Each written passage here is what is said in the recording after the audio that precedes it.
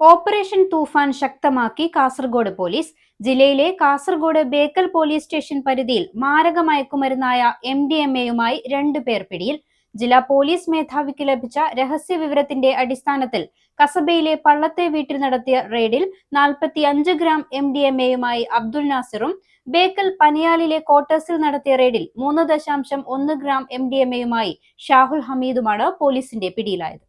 You have reached the complete wedding mall in Kerala.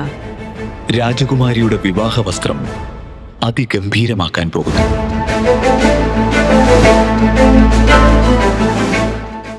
Kasaragod Pallam Baithul നൂറിലെ അബ്ദുൽ നാസറിനെയാണ് 45 gram MDMA-യുമായി town police inspector P നളിനാക്ഷനും സംഘവും അറസ്റ്റ് ചെയ്തത്.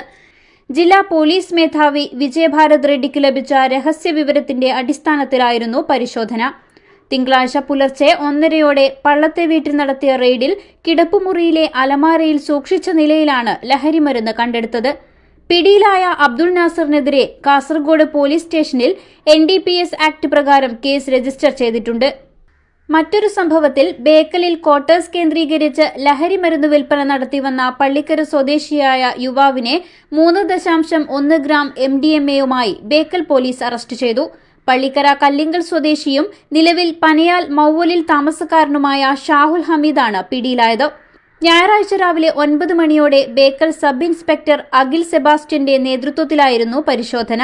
ക്വാർട്ടേഴ്സിലെ കിടപ്പുമുറിയിലെ അലമാരയിൽ വസ്ത്രങ്ങൾക്കിടയിൽ ഒളിപ്പിച്ച സിഗരറ്റ് പാക്കറ്റിൽ നിന്നാണ് മയക്കുമരുന്ന് കണ്ടെത്തിയത്.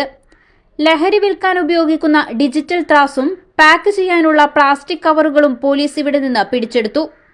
പ്രതിക്കെതിരെ NDPS നിയമപ്രകാരം കേസ് രജിസ്റ്റർ ചെയ്തിട്ടുണ്ട്. ലഹരി ശൃംഖലയിലെ മറ്റുള്ളവരെ കണ്ടെത്താൻ അന്വേഷണം ഊർജിതമാക്കിയതായി പോലീസ് അറിയിച്ചു. ഓപ്പറേഷൻ തൂഫാന്റെ ഭാഗമായി ജില്ലയിൽ ഇതുവരെ 45 കേസുകൾ രജിസ്റ്റർ ചെയ്യുകയും 50 പേരെ അറസ്റ്റ് ചെയ്യുകയും ചെയ്തിട്ടുണ്ട്. വരും ദിവസങ്ങളിലും കർശന പരിശോധന തുടരാനാണ് പോലീസിന്റെ തീരുമാനം. News 14 live, Kasaragod.